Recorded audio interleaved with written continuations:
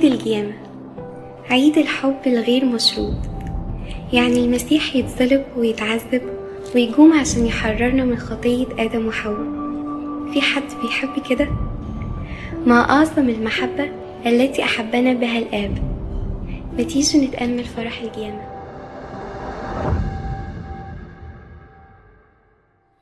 ربنا من محبته ظهر لبطرس وللمريمات وليعقوب ولتلميذي عمواس، وظهوره لتوما، وظهوره على بحر طبرية، وظهور الرسل وللتلاميذ، وده غيره كتير جدا. كل ده علشان يفرحنا بقيامته، علشان نحس بمحبته لينا القوية الغير مشروطة.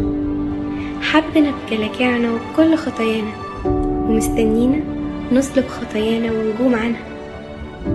ربنا بيبعت رسالة لكل واحد فينا إن بعد كل صليب في قيامة، صليبك لاحتمال كل ما هو صعب.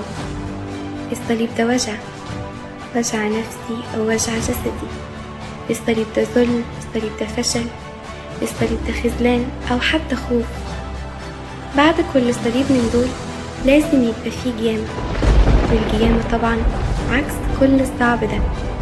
القيامة مجد وكرامة، فرحة وسلام نفسي وراحة وكل حاجة حلوة. من النهاردة هنحاول نقوم، هنحاول نسلك خطايانا، هنمسك في صليبنا ونتحمله علشان نوصل لبر الأمان، نوصل لسلامة نفوسنا وراحتنا، ونوصل لربنا.